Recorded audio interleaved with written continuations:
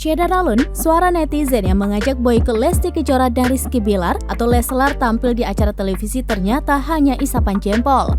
Buktinya, karir pasangan yang dikenal dengan sebutan Leslar itu kian mocer. Bahkan Lesti Kejora yang baru saja menjadi korban KDRT suaminya Rizky Bilar bakal tampil di acara televisi panggung Indonesian Dangdut Award atau IDA 2022 pada Kamis 3 November 2022 mendatang.